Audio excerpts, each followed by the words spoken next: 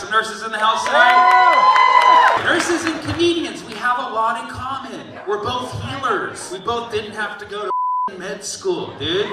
But we have the opposite problem right now. Your rooms are packed, ours are empty. I keep getting calls from my nurse friends like, oh my God, it's just so full in here. I'm like, there's nobody here. We were turning people away. I'm like, you're bragging now, please stop that. Wouldn't it be cool if just for 1 week, comedians and the nurses traded places? You could come out, chill in our empty rooms, decompress, order some fries, and then we can go to your rooms and work our magic, you know? Because yes, there's lots of treatments, there's lots of medicines out there, but you know what they say about laughter? Hey, number one, baby, number one. You asking patients, like, do you want remdesivir? Would you like a ventilator? Or would you like the best medicine? Like, what's the best medicine? I bust out like, what's up with bananas, guys? Bananas! I don't get the appeal, come on. Bet 6 knows what I'm talking about. Who else here can eat solid food, am I right? We need to work, we need to make an agreement. I love you. I love you. I love what you do. Life is crazy. Life always throws you all sorts of hooks, right? Life is unpredictable. You know what's crazy? The nurse who gave me my vaccine was the girl I lost my virginity to in high school. Yes. So she both took and gave me my V card. Isn't that crazy? What was that? Was your? Yes, exactly. We both poked each other. We both poked each other. Wasn't the first time we poked, am I right? Thank you, we recorded that. Good job. I really have to explain the joke? Somebody look it up. Okay, whoa, buddy. What the fuck did you expect? I always like to have a portion of my show where I ask the crowd, is there anything that I haven't talked about tonight that you'd like for me to talk about? Yes. The Great Replacement Theory. You're gonna have to explain this to me a little bit just because I've heard about it a few times and I don't know if I fully understand what it means in the broad sense, because if you're talking about it here, I've heard about it in the United States. Is it also it's a global theory? Okay, and does it have to do with immigrants? Okay, then I know what you're talking about. So, so the Great Replacement Theory is that immigrants there's some kind of massive conspiracy to replace white people with immigrants at every level. Like, my question is, then where do the white people go? Like, what? If immigrants are taking all the jobs, does that mean white people at that point just won't work? But will they still be getting benefits? You know what I mean? Like, it doesn't sound that bad.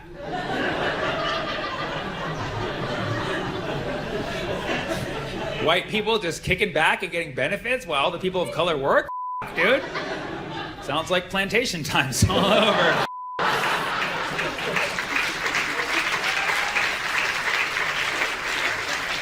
Actually, I was in London last night, and slavery came up as a topic, and a woman in the crowd was like, "Well, you know, we ended ours first." I was like, "Yeah, you also started it first. Don't play that play that game with me." That's like if you give me syphilis, and then I'm out there giving other people syphilis. And you take the medication first. You're like, well, I cured myself first. Like, you gave me syphilis, and we're both still assholes who gave people syphilis. It's a great analogy. But yeah, the Great Replacement Theory, it's interesting. It's interesting that we're worried about that more than AI. You know what I mean? Because that's, for people of color who are, currently taking jobs of white people. We're worried about AI coming and taking jobs. So it's like, grass is always greener on the other side. I wish I was white and worried about actual people taking my job. We gotta worry about robots. And then the AI, what are they worried about? You know what I mean? They're worried about newer additions taking their job. They're worried about software updates. That's all we are to these white people, the software update. like, listen, I like to have sympathy for people, and if you're white and you're, worried that someone's going to take your job, it doesn't make sense to me that you would be worried that they're going to take your job because they're from another culture, in as much as they're going to take your job because they're going to work harder at it. You know what I'm saying? So I feel like great replacement theory makes sense if you're worried about people replacing you who are going to work harder. At that point, you just work harder than the people who you're worried about replacing you. And that's why with AI, it's fucking hopeless, because AI can work infinitely faster than all of us. So really, at the end of the day, that's when I think all these race wars are going to end, when the robots come. When the robots come and we have to fight for our lives. Fuck that. It's not, are you white, black, or brown? It's like, it's either us or the robots. I already know the end. I know who wins. It's the robots. So, enjoy these race wars while you can. These are the fucking. We're gonna look back on this one day when our organs are being harvested in the metaverse. Okay, we're gonna look back on this and be like, man, I miss race wars. Dude. What else? Being an ethnic minority in a Western country. Being an ethnic minority in a Western country. Replace it. Didn't we just talk about that? Being an ethnic minority. I mean, yeah. I mean, yeah. In the United States, we're always like, our Republican politicians are always like, look what's happening in Europe. Look what's happening in Europe. They're gonna do it here. Like, what's happening in Europe? Like, they're baking a lot of baked goods. Is there any country in Europe that actually has a substantial, very significant rise in an ethnic minorities population? And I mean, I'm talking 5 to 10 percentage points. France. Okay. So, and who is it? Algerians. Oh, what a surprise. It's literally just like Britain complaining about Indian and Pakistani people. It's like, what the fuck did you expect? You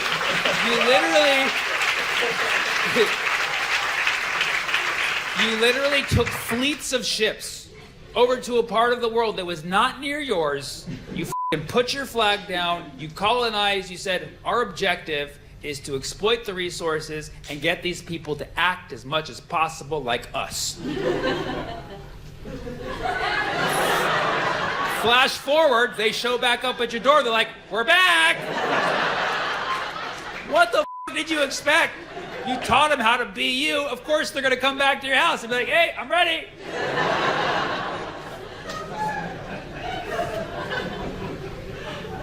Great. So Algerians taking over France.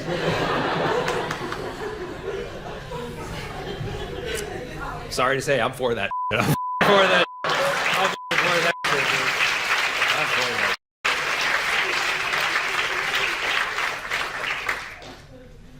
All right. Anything else? Far-right leader compared herself to an okay. Here in France? Yeah. She was condemned to stealing 4 million euros from the European Parliament. Oh, wow. Conference afterwards, after she was fined, and she said she was persecuted like Martin Luther King. Wow. Wow. You sure it was Martin Luther King and not just Martin Luther? So, okay, so far-right leader, what's the party called?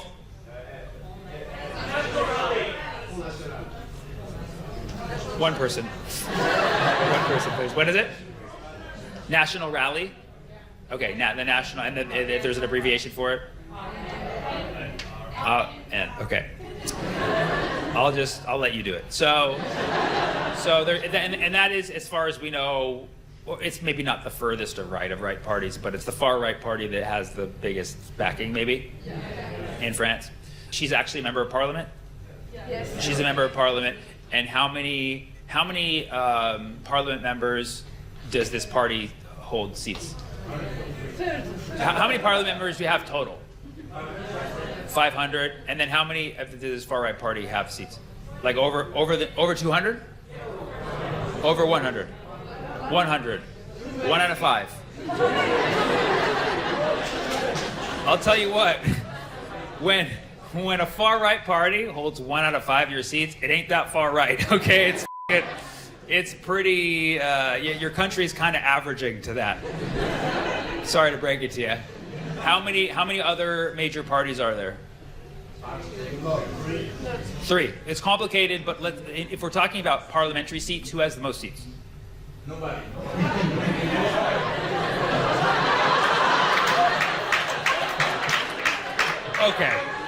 Okay, guys.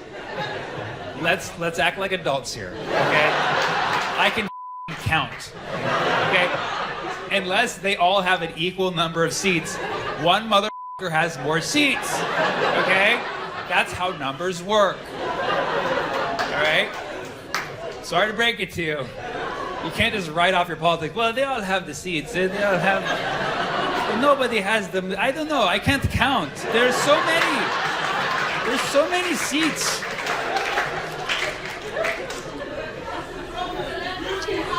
Which one? The group who had the more seats at the last election, they were called for the government. That's the problem in France or whatever. I called it a coup. A coup d'etat. And I'm assuming it works so the majority, the party that has the majority seats, they are basically in charge, right? No?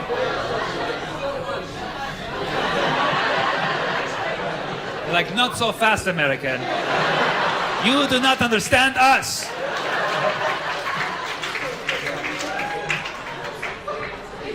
You need an absolute majority. And so because there is no that right now, it's just free for all. You're like, we have no government right now. And that's what?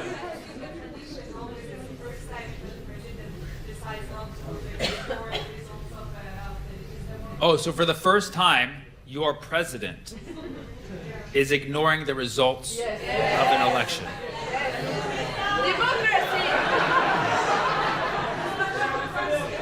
Yeah, it sounds very familiar, yeah. That's been like the last 3 elections in my country. You're saying technically there's no majority party around, there's no party in charge, but theoretically one of them has the most seats. I would just like to know which one that is. That's all. I'm really not trying to bug you guys all night about this. I would just like to know who numerically. It's the far right one? No. Somebody had. It's a coalition, so there's several parties within the. Okay. I see the technicality that we're hung up on. Okay. So let's start by counting coalitions as a unit. Okay. So the coalition of the left has the most seats, but Macron, he what? He refused to give them the ministry. Why is that? Because he what? He can't. He can't legally, or he can. He can legally, but he refuses to because he's busy. I have too many things going on. I can't choose one of you right now. Just do your thing. What? Yeah. He should have done it. Should have. That's a great standard to measure your leaders by. Should have. Very depressing. Okay. So, yes. He called for the election. And then the election happened. It didn't work out the way he wanted it to. So he's like, actually. So basically, your form of government right now is hold that thought.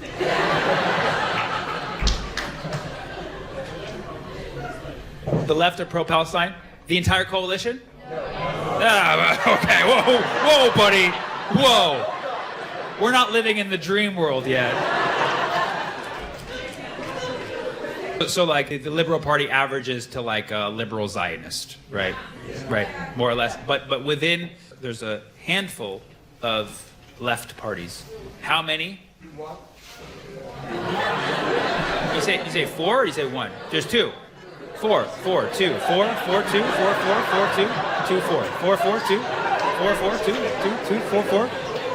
I feel like we're on a recurring algorithm right here. 2, 2. So it's 4. It is 4. It's been, I see more 4s in the hand.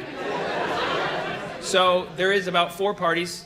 And within that coalition, is there one of those parties that really is the majority? Yes. And which one is that? The which one? Elephant? Y'all are Republicans? What's that?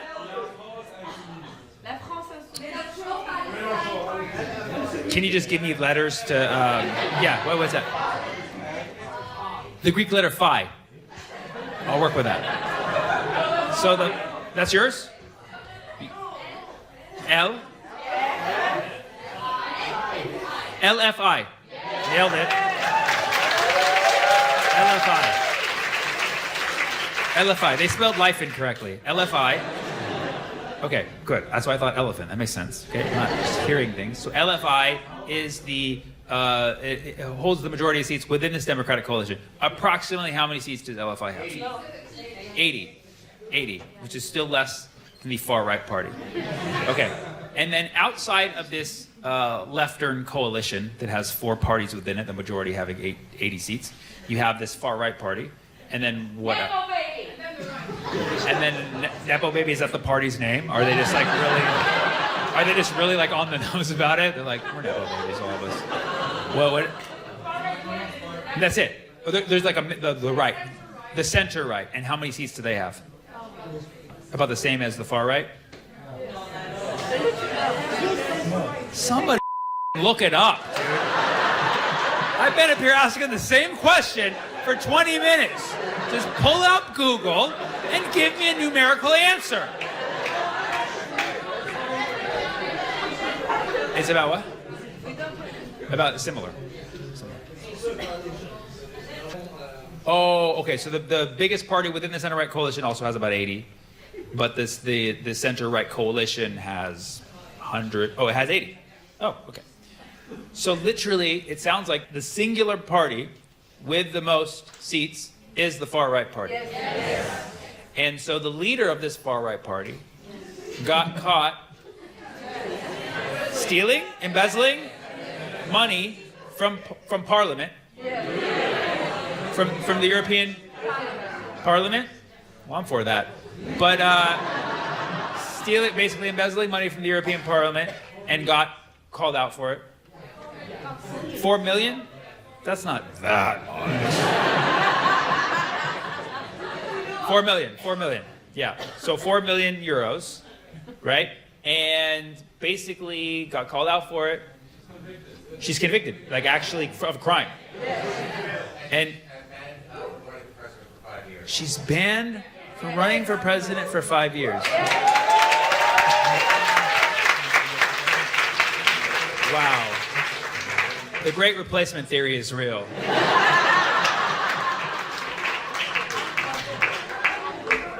But what? MLK, so, and Martin Luther King Jr., right? The same one that I'm familiar with, right? She said, wow, convicting me for taking this money from the European Union? No, she's saying that it's a coup from the left, and that the justice system in France is for the left, and that they are like stopping her from Yeah. And she said, is she denying that she did this, or is she? Oh, she's saying, she's like, I never seen that money. They're saying no. Is she denying or is she not denying? She's saying I maybe saw the money. Maybe I took so what? Maybe I took the 4 million. Okay. She's like, maybe I took the 4 million, but you know what? I have a dream.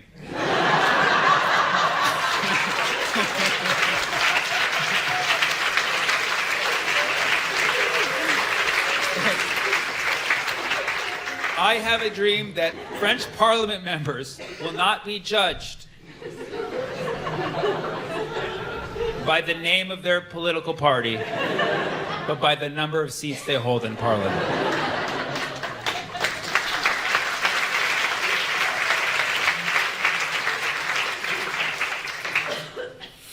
Better keep away from a window, for a balcony.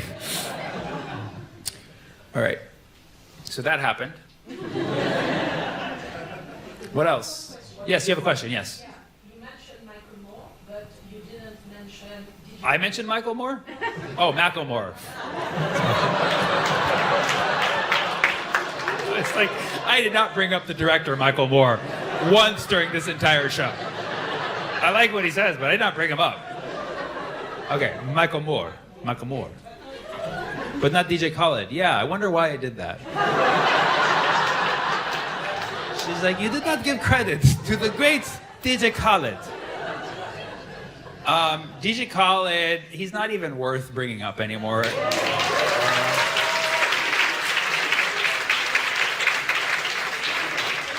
Dude he's Palestinian by blood and literally has mentioned it maybe a couple times in his career, but since the genocide of these last few years, not one statement. He even appeared on Late Night with Jimmy Fallon, and they brought out maklouba, famous Palestinian dish, and they're like, oh, we brought your favorite dish. He's like, oh, maklouba. And they're like, what is it called? He's like, maklouba. Didn't even mention that it was Palestinian. And then they just watched him devour it right there. He's like, oh, maklouba. And it was just so stupid. And like for a while, he had to disable comments on his Instagram because everybody was so pissed at him. Like he would just post a video of him eating in front of his kids, and people would just comment, you fat talk about Palestine. Like it was really bad. But anybody, people should just know we've disowned them, and there will not be another one. Okay?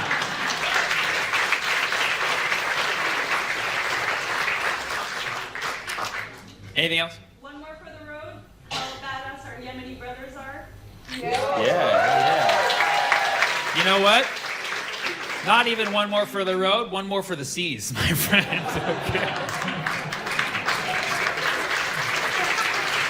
That was really good. One more for the seas. Okay? The boat. One more for the boat. Yeah, well, really? If I said boat, it would have made more sense to you? One more for the road. The road is the thing the car drives on.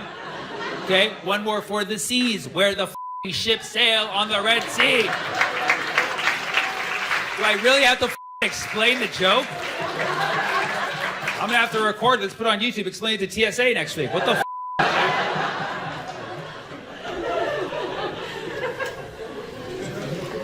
What's that? Yes. Yeah. Palestine in June. Oh, Macron? He's recognizing Palestine, but not his own government.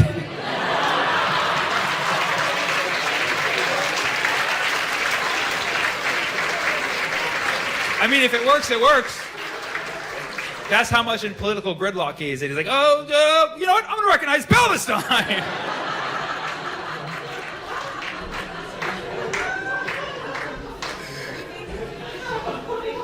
Because she got convicted? Oh, he can't. He has to distance himself from them. So now he's like Mr. Free Palestine. Wow. Yeah, what language? He's like, you know what? I could He's like, I mean, if I could, maybe I could recognize Palestine. Well, not surprising. But Macron, how long is he in power for, technically? So forever, basically. What party is he part of? No party. He's in no party. He's not fun. Nobody invites him to parties. He's not party animal at all. He's the center right. Well, that's kind of what he favors, right? He's the right. But he created his own party for himself. Macron, party of one.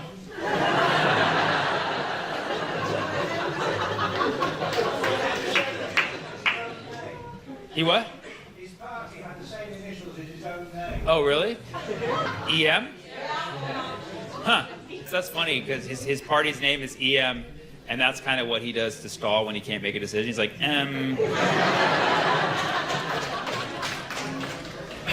I could recognize Palestine. All right, one last one, because I can sense people are getting. Call capitalism. The fall of capitalism. Well. You really saved the best for last, didn't you? What a great way to end the show, too. Now, we've had fun tonight, ladies and gentlemen, but as we know, all good things come to an end. Do you think it's inevitable? Do you think that we're falling deep into the dark abyss of inshallah? Inshallah. I'll tell you what I don't like. I don't like oligarchy. Okay? I don't like oligarchy. I don't like big business, big corporations interfering with government. Unfortunately, that is the world that we live in. One of my favorite books of all time is Plato's Republic, and Plato's Republic talks about the ideal society and what the ideal society is. And basically, Socrates says that in the ideal society, you have like this society that's completely like walled off from the rest of the world. You got to build a wall around it. You got to have guards making sure people don't come in. That's what they're trying to do in the United States. And but in that ideal society, everybody has to have a specific job, and you can't meddle in each other's businesses.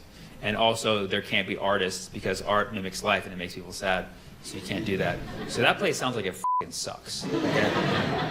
But he says one day there may be eventually be the ideal society, or maybe it existed a long time ago, and then it will eventually decay slowly into lesser forms of government.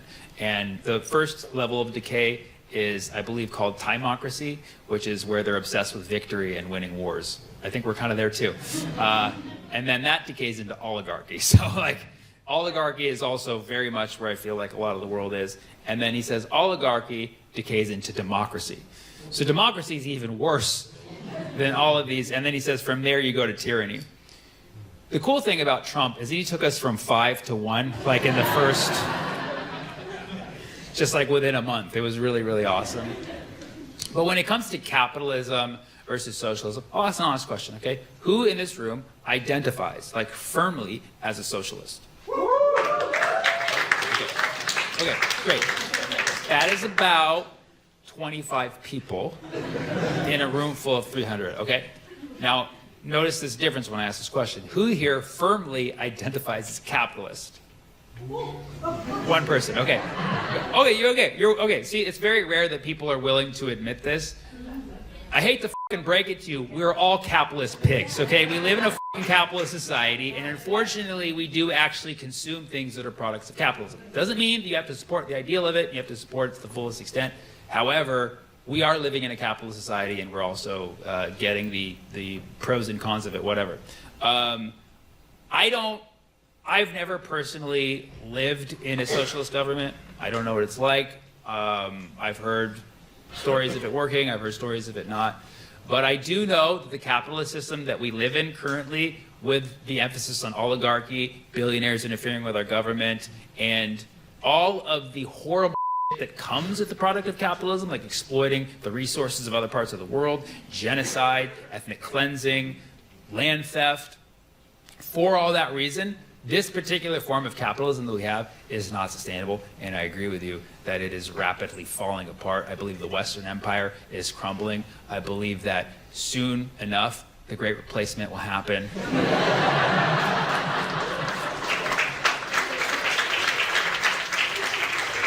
But I don't know what form of economy or what form of, society will replace it. I don't know. Depends on how you define it. Absolutely. It's all about definitions. Right. End of the day, most people are going to want some kind of private property. Like if I run up and take your sandwich, you're going to be like, that's my sandwich, Unless you preemptively cut the sandwich in two. And then now we both have a sandwich. So, yeah, how small do you want your sandwiches? I think that's the big question. How small do you want your sandwiches? So, that's your homework. I want you guys to think about that. So, yeah, fall of capitalism, I don't know. I guess it is happening, but I don't know if it's the fall of capitalism in general or just this particular form of capitalism that we have. I know that it is not sustainable. But I will say, keep buying tickets to my shows because those are not going to be free. You understand me? Okay?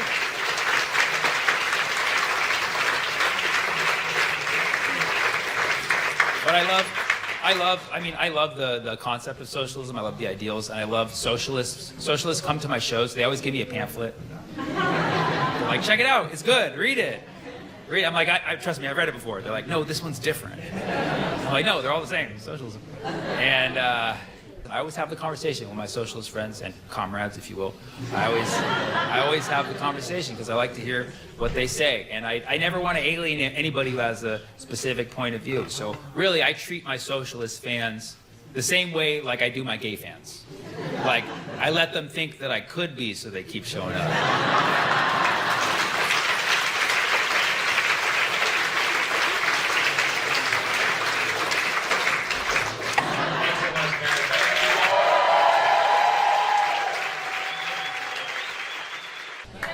When you really look into the AIPAC soundbites, you realize most of them make no f***ing sense at all. There was a soundbite floating around in the last year saying that, oh, pro-Palestine protesters, we're going to deport you. That's right. Trump's going to get to office, deport the pro-Palestine protesters. Like, most of us are citizens. You don't think we know how the law works? You can't deport citizens, bro. Especially Arabs. Like, most of us are lawyers. We know the fucking law. You can't just deport citizens, okay? No, what you're trying to do is you're trying to intimidate us and make us feel like we're not as American as we should be just because we give a fuck about people overseas. That's what you're trying to do. Well, I'll tell you what, I know this for a fact. I am way more American than a cheap senator who accepts bribes from a foreign nation.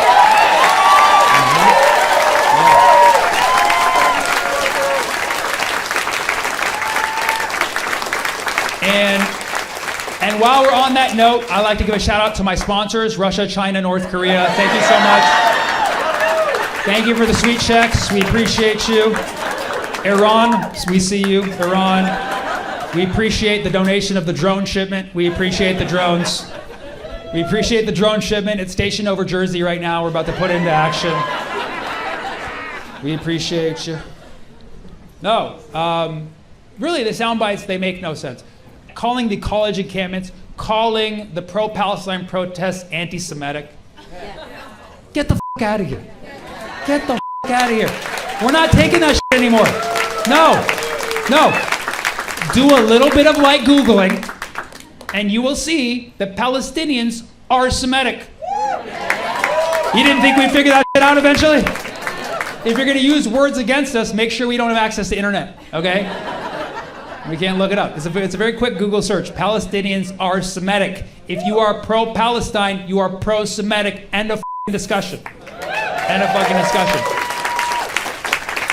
If you need to explain to people, it's very simple. Semitic means Semitic people. Semitic people are people who speak Semitic languages. The three main Semitic languages are Hebrew, Arabic, and Aramaic. So unless you know Jesus Christ directly, you've been to one of his parties in southern Lebanon, okay?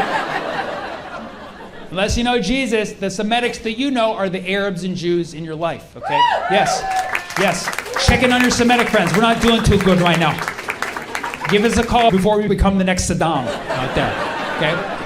All right? Call your Semitic friends, okay? But the term Semitic is a racist term. It was coined in Germany, so you can already see where the problem started, okay? The term Semitic was coined by a German linguist so he could differentiate people of Middle Eastern origin with people of Aryan origin. It was a racist word from the start. And the term was popularized by Nazis. The term Semitic and the term anti-Semitic was popularized by Nazis. The only reason the term anti-Semitic still exists is because Nazis self-identified as anti-Semitic to make their hate sound more professional. And so it's because of Nazis that we still have that term. I'll tell you what, I will not have Nazi memorabilia wielded against me, especially when it makes no f***ing sense. Okay? Do you know how many years I just let the mind happen of calling a Semitic person anti-Semitic? Do you know what that f***ing did to me? It's like, you're gonna call a Semitic person anti-Semitic. It's like, what do I just equal to zero? Is it like matter plus antimatter? It's like calling a tomato anti-fruit. It's like, I am fruit too, okay? Just because they put me in the salads doesn't mean I'm not down with the watermelons. You know what I'm saying? Okay? So So no, I reject that term. If you want to talk about individual cases of hate and condemn hate equally, let's fucking do that. But that's not what's happening here. You have these sound bites that are designed to confuse people, and you look at them, they don't make any sense. Another refined sound bite they pass around is anti-Zionism is anti-Semitism. Okay? This one is mathematically invalid. It's a very quick proof. Okay? And keep in mind, I'm one of the most respectful people you'll ever meet, respectfully. Okay? I don't even call myself anti-Zionist because most people don't even know what the fuck that means. Most people have no fucking clue. Most people in this world have no fucking clue what Zionism means. I guarantee there's people in this room have no fucking clue what Zionism means. Even Zionists don't know what Zionism means. Really, ask most people who identify as Zionists. They say, why are you a Zionist? What does it mean? Most of them will say, well, it just means I believe the Jews should have a homeland and should be safe. Well, that sounds awesome. Nobody's arguing with that in theory, but that's not what it is in practice. Ask Palestinians on the ground who receive Zionism. To them, Zionism means getting evicted from your home, watching your home get bulldozed, watching your family get locked up or killed, watching your whole entire community get bombed on a daily basis. So clearly they're going to see Zionism as something different than you. And then meanwhile, you got Jamaicans out there like Zion, Zion. So nobody knows what the Zionism means. It's a meaningless term. Okay? But if we're going to go by the first definition, that it just means the Jews should have a homeland, then I'm the biggest Zionist out there. I'm Zionist number one. Don't record this. I am Zionist number one. I am the CEO of Zionism. If it's just about a Jewish homeland, okay? Because Florida is a beautiful state. And I will fight. I will fight to make it yours. It's a beautiful place.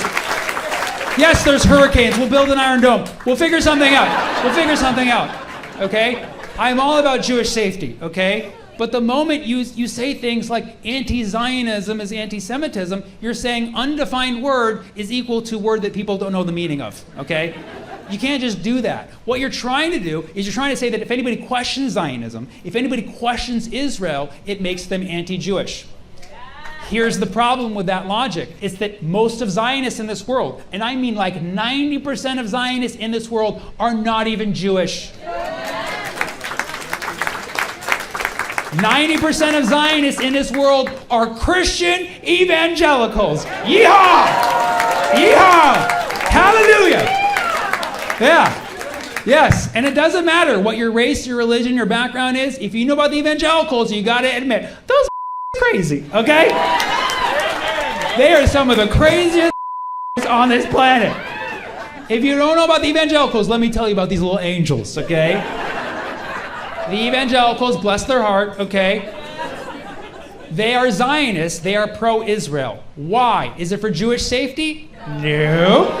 Is it for human rights? No. No. The evangelicals specifically want Israel to be locked into place in the Holy Land and be big and strong as ever, specifically to fulfill a biblical prophecy in the Scripture so that Jesus can come back sooner, bring Judgment Day, and do what? Rain eternal fire on all of us. What the f***? What the actual what the evangelical is that? Who put these people in charge of anything? I would not let them drive my Uber. You understand me? But yet they have so much power in our government. They have a lot of power in our society. They have this massive, insane plan. Because it doesn't matter if you're Muslim, Jewish, or regular Christian.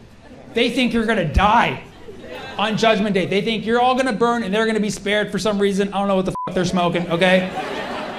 But it's weird. They think everyone else is going to die, and that includes Israelis. This is the craziest part to me. Israelis are not even spared in this equation. I tell Israelis, I'm like, hey, you know about this, right? They're like, yeah, it's a little weird. We tune it out. What the f***? How do you know about this too? I'm offended for you.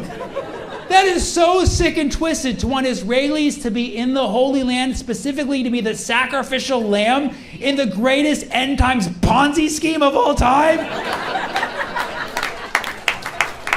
You know what that is? That is anti-Semitic. That is the most anti-Semitic I've ever heard in my entire life. And it's real anti-Semitism because it affects Arabs and Jews equally. Meanwhile, Palestinians out here getting called anti-Semitic. We are not anti-Semitic because we don't want Jesus to come back. Frankly, we find that terrifying. We don't want Jesus to come back. And if he came back, he'd just lose his home. He's Palestinian. We don't want this happening to another person. We don't want Jesus to come back, okay? We are pro-Semitic. If anything, we want Moses to come back. That's right. We want Moses to come back because Moses got the Israelites to move.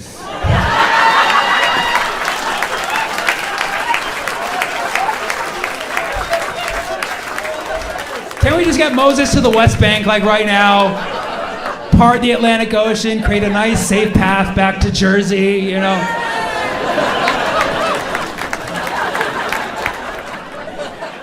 Do you even know what NATO stands for? Bear fight wolf. Sometimes you gotta have a war. And this is how it all started. I'm anti-war. I'm against war.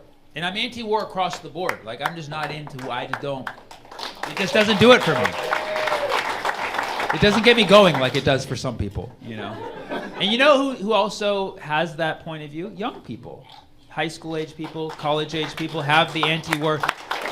Which is so crazy because they would be the ones who would go fight it. Isn't that crazy? What a coincidence. The people who would actually have to go serve and fight in the wars don't like the war. Well, that's weird.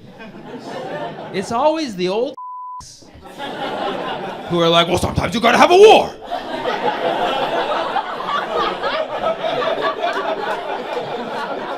Sometimes the war is justified. Me? No, I'm not gonna fight. The kids, yeah. I'll send the weapons, yeah. It's weird. Some weird shit, man. I don't get it, man. I see a lot of people picking and choosing wars and stuff. I don't get it, man. Like, I spend a lot of time thinking about the Israel, Palestine, Russia, Ukraine matrix. You know, this one it boggles my mind because I see so many people very inconsistent on this. I get that the situations are not the same. They're similar. They're not the same. But like, I respect people who have consistent logic. Like, if your point of view is Ukraine must stand up and resist occupation, and Palestinians must stand up and resist occupation, that's consistent to me. I see the consistency. Or if your position is, I just don't like war, I want to end these wars. What do we got to do? Concessions? Stop sending weapons? Let's end these wars. Let's end these wars. I understand that position. Or even if, and I don't agree with this one, if your position is like, yeah, oppressor, get the weak. Like, okay, cool. I'm not into that at all, but at least you're consistent across the board, you know? Like, occupiers, occupy. You never hear that one, you know what I mean? You never hear like, yeah, Russia and Israel doing their thing, you know what I mean? Like, you don't hear that from anyone. What you most often hear is, yes, Ukraine, stand up, resist occupation, but Palestinians, let it go. What are you doing? What are you doing? And that's like all of our politicians. It's crazy. Well, I guess it's not crazy if you understand how lobbying works. Once you hear about the APAC, you're like, oh, okay, I get it. Our politicians are getting paid off. That makes sense. And not big checks either. You're not really, like, very sad. Like, somebody take care of these politicians. Like, Venmo them to say something nice for once. But, like, yeah, because APAC, you know, pays politicians, and they speak out on behalf of Israel. And, you know, Russia's not doing that. Can you imagine if there was a Russian, like a Putin pack? Like, there could have been a Putin pack, and then suddenly, like, the tone of the Congress would change. Like, yeah, Russia has the right to do whatever it wants. They would have Putin come out and speak for Congress. Can you imagine that, having a full-on war criminal speak in front of Congress? They would do that. Right? How do you get that to happen? Putin pack, okay? And then, you know, Putin would come out and speak, and Putin only speaks Russian, so he'd just be doing 2 hours in Russian. They'd be like, yeah, this is good stuff. You Venmo me later? Venmo? Okay, Venmo. But, you know, it is very interesting to me. I tell people, if you ever have 3 hours to kill, I highly recommend you watch Vladimir Putin's interview with Tucker Carlson. Yeah, it's all in Russian. You'll learn nothing. But you see what great lengths Vlad tries to go to try to convince the world why his people have the rights to their land. You're like, this sounds vaguely familiar.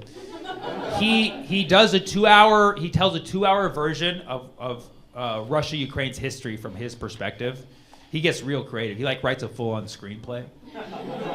And he gets into it. He's like, external scene. Siberia. 3,000 years ago. Bear fight wolf.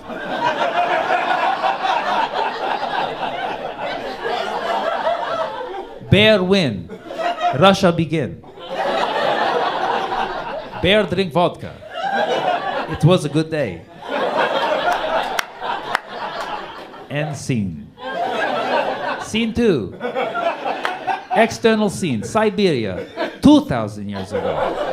Birds suddenly fly out of sky and take fish from bear hand. Bear say, who are you, bird? Who are you, bird? Bird say, I crane. He said, Ukraine, and this is how it all started.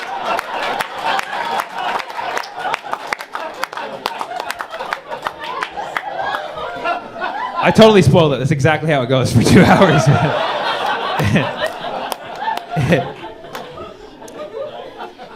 No, admittedly, I don't know as much about Russia-Ukraine as I do about Israel-Palestine, admittedly. But I do know enough to know that this recent war with Russia-Ukraine could have either been prevented or stopped a long time ago by our country, the United States of America, but it has not been for greed reasons or whatever our whole thing is, right?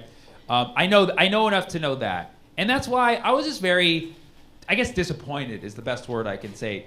Like when people around me in the Western world, who I feel like I share similar progressive anti-war values with, we're cheering this war on for some reason, like, you know, it's a good thing, like we shouldn't have been preventing it or shouldn't be trying to stop it. And people who even self-identify as woke were saying things like, yeah, Russia, yeah, NATO, go NATO, NATO good, Russia bad. I can join NATO if I want to. Say it with me, come on now. You know, like what? Like, do you even know what NATO stands for? NATO stands for North Atlantic Treaty Organization. You know what North Atlantic means? It means white, okay? Yeah. Look at the Atlantic. There's a lot of countries there. They're not all white. NATO only reps the white ones, okay? Except Turkey, but Thanksgiving, okay? And they're trying to kick Turkey out, by the way. It gives you a very clear hint. Like, look, there's like a lot of countries in the Atlantic. NATO only reps the north ones, the white ones, okay? Nothing wrong with being white, but you can't call yourself a progressive organization if you only rep white nations. That's some racist shit. Look at the list of countries that NATO reps, and you'll see why NATO spelled backwards is zero tan.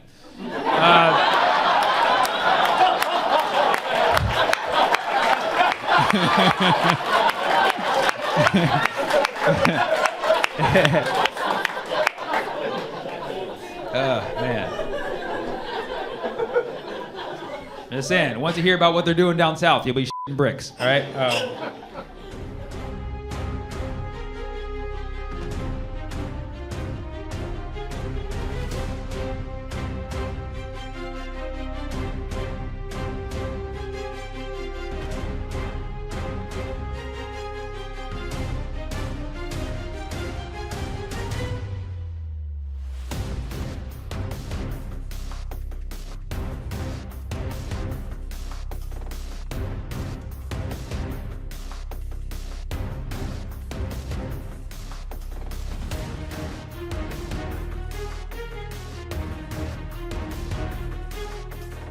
Is there anything I haven't talked about tonight that you'd like for me to talk about?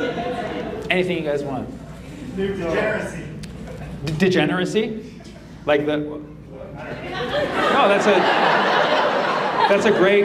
That word's going on my bullet, you know what I mean? That's delay, deny, degeneracy.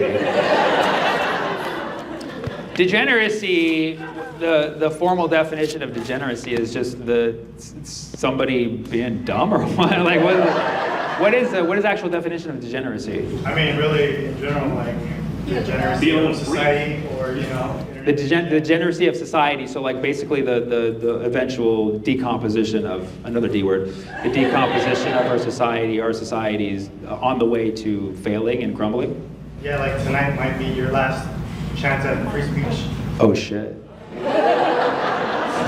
Well, yeah. What if he's like, I work for the Trump administration, actually. He's like, I'm Secretary of Words. Trump found me, put me in as Secretary of Words. He saw that I speak, so he's like, you're qualified. Yeah, I mean, we really don't know, right? You know, Trump coin could be currency tomorrow.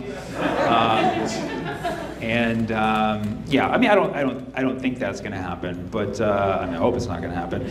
But I do think that our society is slowly degenerating, but it doesn't mean we can't enjoy the fall. Well, because I made this reference earlier, and I don't think about this a lot, but like if you read Plato's Republic, basically, you know, Socrates argues that the society only decomposes, and we're at the oligarchy level, and then we decompose into democracy, which is kind of ironic because we thought we were a democracy, but we're not because we're bought by billionaires.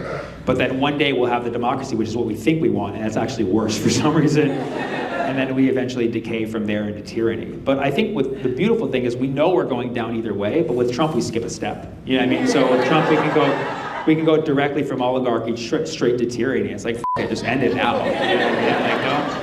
Like, don't bring, sorry, there's Gen Z people who are getting too depressed. I have to. The thing is, like, millennials and Gen X, we can take the dark jokes, but Gen Z, like, this is too real. But yeah, degeneration. Wait, that's what you said, right? Degeneration. No. Degeneracy. Degeneracy. That sounds like generosity. Degeneracy.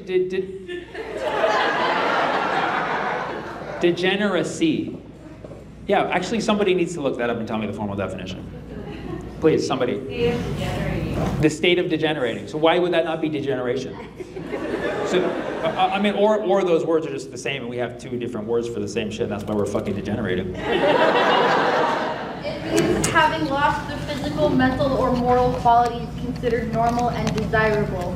Okay, well, there you go. There you go. Can you pull that back up? Is there alternate definitions that also apply to society? Because that sounds like a personal thing. Lacking the physical, mental, let's say spiritual. Moral. Oh, well, I lost that a long time ago. So I've been degenerating quickly. I'm sorry to make you pull it up again. Yeah. There's a mathematical definition. Lovely, even better. Yeah, that's not what you meant, was it? That would be. Now I look bad. I should have gone to that first. Yeah. What's the mathematical definition? Relating to or denoting an example of a particular type of equation, curve, or other entity that is equivalent to a simpler type, often occurring with variable parameters such as zero. Absolutely. So basically, degeneracy is when you refer to something and you're saying like, oh, it could be simpler. So it's like 4x equals 2y. Like, what are you doing? That's 2x equals y. Come on, you know? Degeneracy.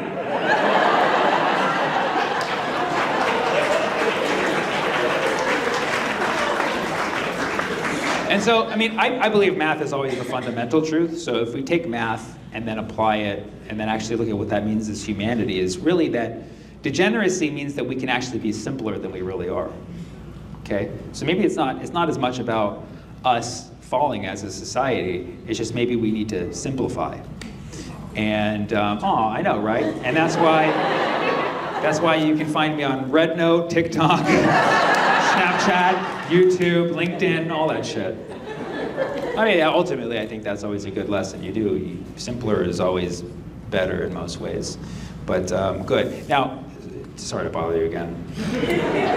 Can you tell me the definition of degeneration, just so if anybody ever asks us, we can make very clear what the difference is?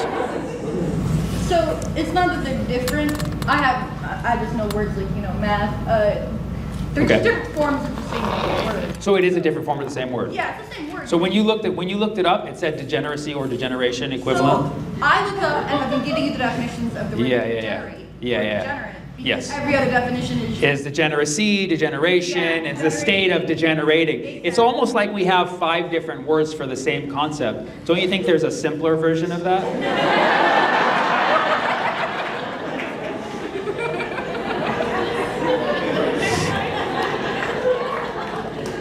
All right, guys, whatever. Degeneracy. Degeneracy. I Okay. wanted to talk about the magnet.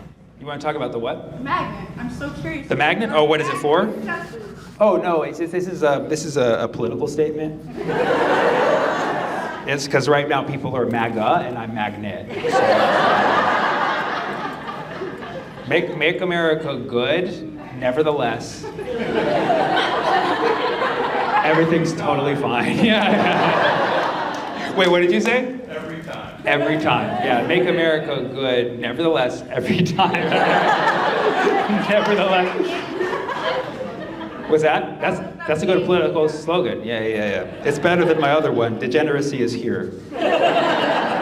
No, this is for a recording device. So I have a bomb strapped to my chest. What if that's what it was? Like it records what I'm saying, but if the set doesn't go well, it just explodes. It's a 2-in-1. That's why I'm a social justice jihadi. So. Okay, Degeneracy, that's a great one. And then there was something over here. Somebody have something from Snoop Dogg. Snoop Dogg, yeah. What? And P, everybody has to throw in a P Diddy. It's like every time somebody wants to talk about Diddy, like hasn't that guy's house burned down yet? All right. Okay, let's talk about Snoop Dogg. Snoop Dogg, he did something, right? He sold out. He did a Trump thing. Yeah. What did he do? He did like a Bitcoin event with Trump, like a Trump coin event. No. Sponsored by. And did he get up there and did he rap? He's a DJ. It's him along with Nelly. Who else is there? No. Soulja Boy. Make America Grizzle.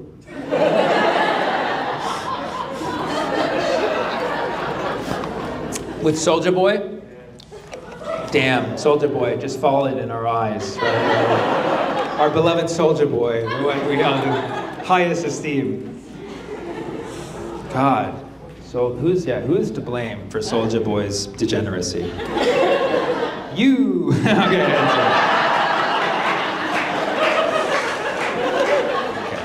Are you a relationship therapist? Yeah. No, I'm just from Morocco. You're just from Morocco. Okay, that makes sense. Yeah. Is there anything that you'd like me to talk about? Anything? Kendrick? And what did you say over there? Super Bowl. So basically Kendrick. Yeah. Kendrick. Yeah, I mean, so first of all, I didn't watch Super Bowl, okay? I rarely watch that shit. I mean, I'll watch like the highlights, but I don't support that shit, okay? I don't give a who's playing in it, okay? Philly, though. What's that? I said Philly. Philly? Are you a Philly fan? No, but I'm from Jersey. You're from Jersey. She's like, I'm nearby Philly. I'm like, are you a Philly fan? She's like, I'm in the adjacent state. So naturally. That's like saying, do you like the Golden State Warriors? Yeah, I live in Reno. I live in Reno, so obviously I'm a Golden State Warrior fan. That was interesting. You know, I've been a fan of Kendrick for a long time. I think he's extremely talented. I think he's one of the greatest artists of our time. I don't love that he didn't say anything about Gaza. I don't know what his reasons are for not like saying literally anything. I wish he did. But other than that, I think he's a great artist. He's a bit fixated on Drake right now. I will say it's like, you know, like Drake, obviously Drake's mistake for like trying to do a diss track against Kendrick, like that was his own burial. I don't know what he was thinking. Like, you know, I don't know. Canadians, stay out of the diss track game. It's not it's not your thing. You know what I mean?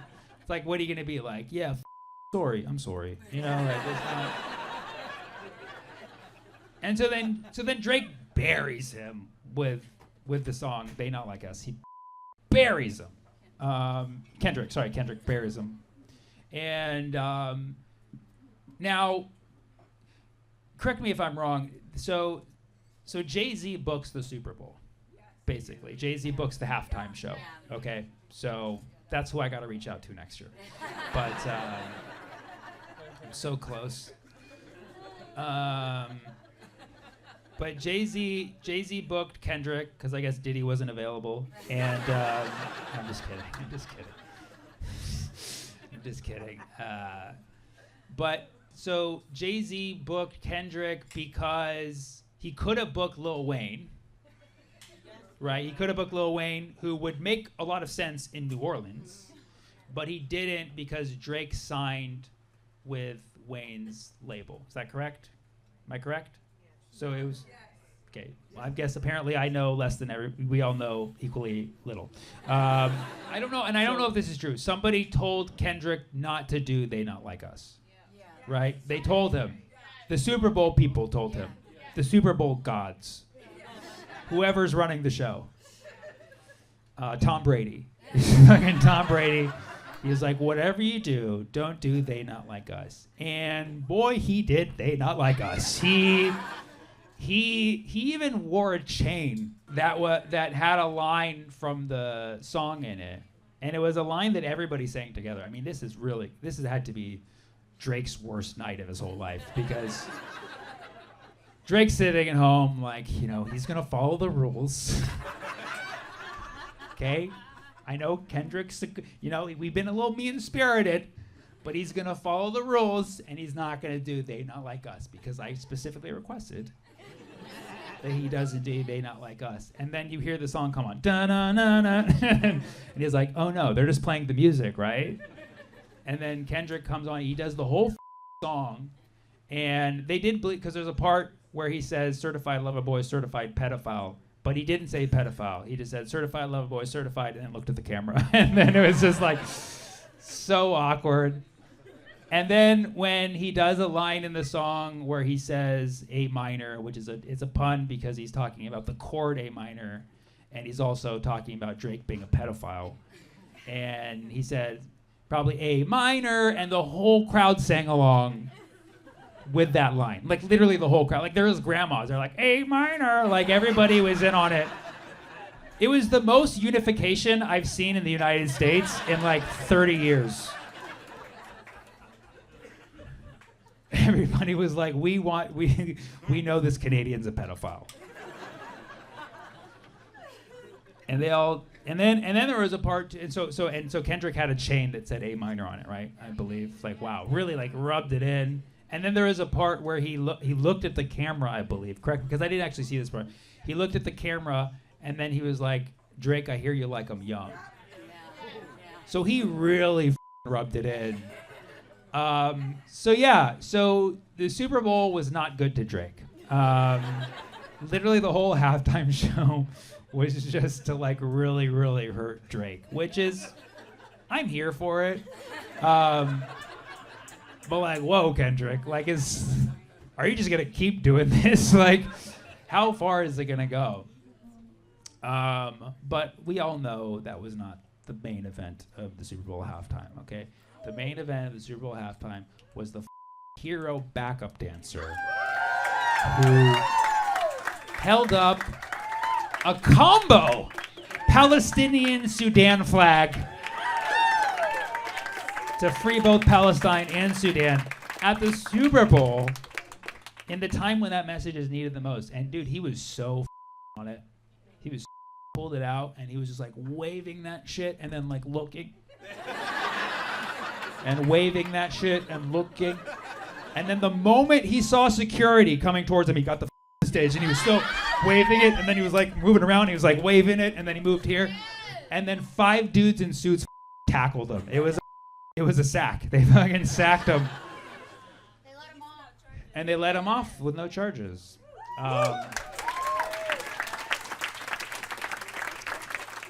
And we can hope that Kendrick helped with that, okay? And if Kendrick did help with that, then I'll clock that in for his Palestine contribution. But the funny thing was that backup dancer, if you saw, it was just chaotic. The Super Bowl is always chaotic. They always have like 1,000 backup dancers, and they're not all great. You know what I mean? Like some of them are obviously really good at what they do, and some of them are just there. But like that guy like knew what he was doing. You know what I mean? He was walking around like repping the flag, and then everybody was like, and you could see that guy. And they all just like tuned him out. They didn't even know what was going on. But they tackled him, and the guy got off free. So that guy's a hero because for 30 seconds during the Super Bowl halftime, the most watched spectacle in American media every year, we saw a Palestinian and Sudanese flag saying "Free Palestine, Free Sudan." That's incredible. That's incredible. That's incredible. What song was that too, by the way? What song was playing when he did that? Was it They Not Like Us? Was it? That's how long that song is too. It's probably fucking long. That's what Kendrick did. He created a distraction, shitting on Drake. He's like, everybody, come on, A minor. And that's when the guy pulled it out. He's like, yeah. Yeah, that was fire. Is Drake a bigger perv than Belichick? Is Drake a... Oh, yeah, Bill Belichick has like a really young girlfriend. He's like, what, like 70 or some shit? 80. Oh, he's 80? Yeah. Holy shit. And his girlfriend's like 24 or some shit. Yeah, that's creepy. But I'm pretty sure that Kendrick couldn't cross that line at that specific event. The good old days. All right, simpler times. What else? Polyamory. Okay. Okay, I'm with it. Make some noise if you're poly. That corner back there is hot. That corner back there is looking for trouble. Awesome, awesome. How long have you been poly for? 5 years. 5 years? Awesome, awesome. And so, what made you decide to be poly? There's the idea of like poly as identity, Mhm. with queer identity. So, yeah. So you didn't decide. You were born into it. Well, no, I mean, you know, I've obviously heard it, you know, because like obviously, like you said, it's an identity. So some people feel like they're born poly. I feel like I am too. My girlfriend says otherwise. You know? I tried explaining that to her. I was like, poly is identity. You don't understand is that I identify as poly. And she was like, we're in a relationship. I was like, I know, but that's, you know, that's a little insensitive.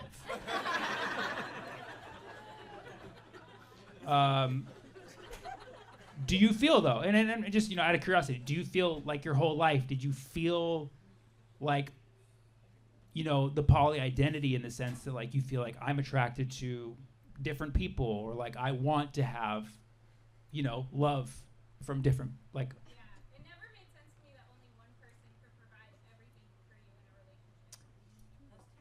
relationship. I think that's. I think you summed it up. I think you said. I think you're speaking the truth right now.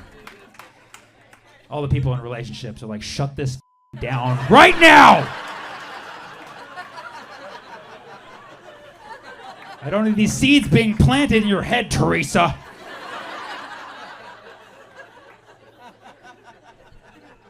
I love that. I love that. To expect one person to fully satisfy you. That's almost disrespectful. Satisfy yourself. Yeah. I like you took it in the other direction. Right? Poly's like, I can get satisfaction from multiple partners. Sky's the limit. Right? If you're in a monogamous relationship, you're like, one person only. And then you're like, how about zero? How about you just satisfy your goddamn self? Now here's one thing as a mathematician. When it comes to polyamory, right? Poly means multiple, many, but unspecified, right? So when you have a polygon, we know it's a figure of multiple sides, but it could be as many as, you know, we decide it to be, right? So you could have a hexagon that's 6 sides, or an octagon that's 8 sides, you know? So theoretically, if you're poly, could you choose your number? I'm octoamorous, right? I believe in 8 partners. I believe in 8. Balance, that's balance right there. That's balance, you know? Or like I'm hexaamorous. I'm hexaamorous. I have 6 partners, or I'm decaamorous, you know? That's a lot of satisfaction right there. We're not done with this. Polyamorous friend, would you recommend being poly to other people here in the room? 100%. 100%. Okay, but you have to be born into it, right? So it may or may not be for you. How do I know? How do I know if polyamory is for me or not? You try it. That's how you find out. Yeah. Consensually. Oh, okay. That's not as fun. I just had an assignment, I was like, I'm gonna get out there. But consensually. Okay, so you're saying, so like let's say I'm in a relationship right now. You're saying I should break it off and go. What's that? Talk to her and be like, hey, I was at a comedy show. And you know how I sometimes ask the crowd for suggestions, and polyamory came up. And I said, like, hey, as a mathematician, can you choose octamory, hexamory?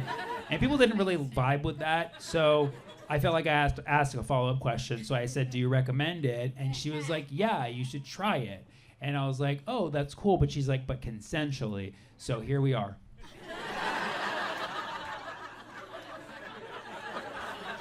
How do you think that would go over?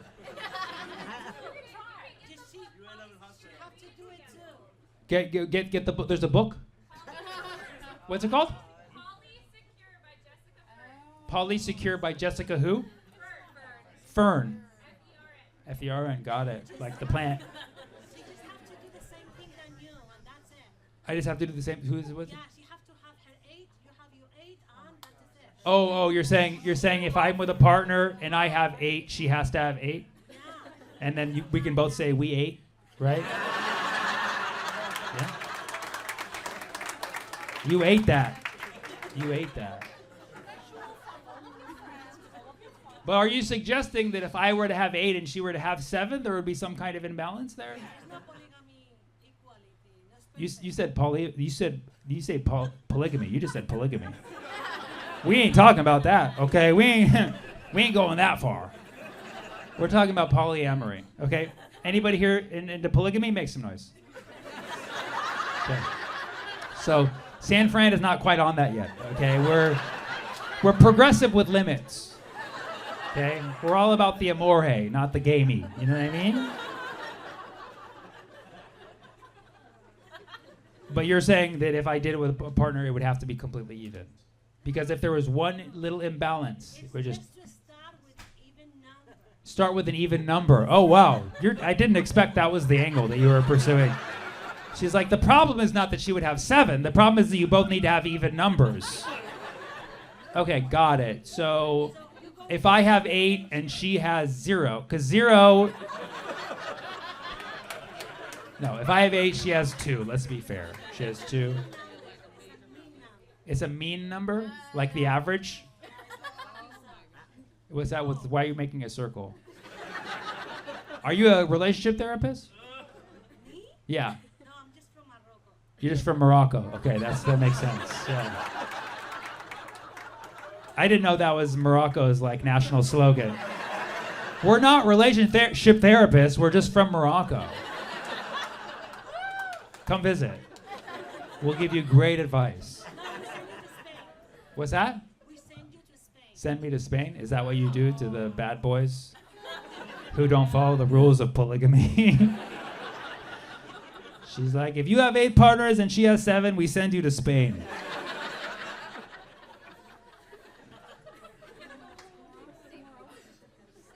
Okay. Last question. And then there's a group of poly friends in here. We have a poly gang. What's that? They're not poly. Just one poly person. One poly person in the crew. Do you feel like it's difficult to have friends who are not poly, or do you think it actually makes it easier? Depends on the person. This is my family, actually. Oh, you're with your family. So they're clearly very accepting. Right. Because they not the old. No, are you like pointing to someone right now? She's like, not the older generation, but the younger side of my family. They're super cool. What? Poly's nothing because it's just fun, right? I'm saying that's very easy to accept. Oh, that's awesome. And are you family? Yeah. Awesome. But Saying that because I'm also kinky. well, the crowd wasn't sure how to take that. Okay. Yo, you guys, yeah, you guys are a cool family. You know, you are beyond accepting. You're open. You're very open. You know, I would be like, you know, that's how family, like a normal family should be. Like, Polly's nothing to accept. Like, right. It should be absolutely nothing. But then you're like, it's like they're cool with it because I'm kinky. Like, well, you guys are on another level that most families probably aren't, you know? But I respect that. Your family is accepting of your polyamory because you're kinky. That's really cool. That's, you know, because no, that's a real thing. That's a real thing. Like, there's parents out there who like, I don't want a poly son who's a prude. You know what I mean? So that is a thing. Was that teaching? Yeah. Isn't that ironic? Yeah, I heard you said you're like, teach me something, and then you guys are like, teaching. Yeah. And you want me to do my teaching math in Oakland bit. You want me to do a specific bit. You know, it's funny because I'll ask these questions and people sometimes yell out things for my bits, but I don't remember my bits. And so I'll think they're like saying something personal about me. Like last night at my show, I was like, what else you guys want me to talk about? And it was a long day and I did not have a glass of water with me up here. And so you could hear my voice was like audibly dry. And so somebody was like, hydration. And I was like, wow, that was kind of mean, you know? Like, it's been a long day. I am thirsty, but like, you didn't need to say that, you know? And then, so I was like, no, trust me, guys, I drink water. And then the guy was like, are you sure? And I was like, whoa, this is so mean. And then yeah, I was just like really depressed after that. And then I went up, I left the show, and the guy came up to me. He was like, no, I was trying to get you to do your bit about water. I was like, how the was I supposed to know that from you saying hydration? I'm not going to do the water bit tonight. So yeah, so there's that. You wanted me to talk about teaching, and you wanted me to teach you something, as if I haven't done enough tonight. I didn't just give you a mathematical relationship lesson. Yeah, I was a teacher for 6 years. Well, I'm still a teacher. I've been a teacher for 20 years at this point. All right, make some noise. Teachers, where are my teachers at? Teachers! Oh, awesome. That's awesome. That's a lot. That's a lot of teachers. That's really cool. And what do you ex? Former. Well, it's like a president. Like, you're still a teacher. I'll still call you teacher, professor, teacher. What did you guys teach? Oh, that's cool. Here in the city, or? And you just retired? It was just the time came to leave? No, something. You need to make more money. Okay. I thought you were gonna be like, something happened. I was like, that's not gonna be good. But yeah. I mean, it's they don't pay elementary school teachers enough. They don't pay most teachers enough. But yes, you would think elementary in San Francisco, or people, a lot of people there have a decent amount of money, and they're giving you their kids for the day. You would think you'd get a decent salary, but that's f***ed up. That's sad. But I'm glad to see that you made the right choice. You don't get into teaching for the money. You don't get into teaching for the money, but you leave it for the. I'm just trying to understand. Just trying to understand the logic here, because I agree. I definitely agree. You don't get into teaching for the money, but you got to eat. It's a factor. So did you guys leave to another profession? What do you do now? A law librarian. What's that? Law librarian. Law labor. Law librarian. Law librarian. Law librarian. So, a legal librarian. And I don't even know what this means, but it makes sense. I can already imagine you're working with lawyers, attorneys, and a librarian for a private law firm. Okay. Wow. So basically managing the law books, basically. Doing research. Oh, that's awesome. And that pays better than teaching kids. Wow. That's cool. Well, good for you. You did the right thing. The lawyers need you more than those kids. Okay? Because they're willing to pay for it. They're willing to pay for it. Because apparently we pay all these taxes so that our school system can underpay teachers. And it's not right. Because you don't get into teaching for money. Okay? You get into legal librarianism for money. Okay? That's what you do. And what do you do now? I decided instead of going back to college that I would become an apprentice electrician. And that's what I did. An apprentice electrician. Yeah, And that pays more than being a teacher too. Holy shit. And no, this is no offense at all, because these are awesome jobs. But like, you hear these jobs and you're not like, oh, that person's getting paid. You know what I mean? You're not like, I'm a librarian for lawyers. You're not like, that person's rich, dude. And you don't hear like, yeah, I'm an apprentice for an electrician. You're like, dude, CEO, you know? But both of you guys are getting paid more than being public school teachers in one of the wealthiest cities in America. That's crazy, dude. Union electricians are very well paid in San Francisco. Really? And apprentices as well. Well, I was an apprentice. You were an apprentice. Oh, you're full-blown electrician. You worked the circuit long enough. Okay, listen. I went to the public school system too. I was there. I also left teaching because it didn't pay well enough. One more teacher. Any other teacher think they teach something really cool? What do you guys teach? Fourth grade bilingual. Fourth grade bilingual. Oh, that's awesome. Here in SF also? Richmond. Richmond. Okay, cool. Very cool. That's awesome. And are you planning on doing that forever? I hope to. You hope to? That's awesome. I love that. I love teachers who don't quit. I'm just kidding. Thank you. Thank you guys so much. I love you, San Francisco. I'll see you next time, okay? Thank you.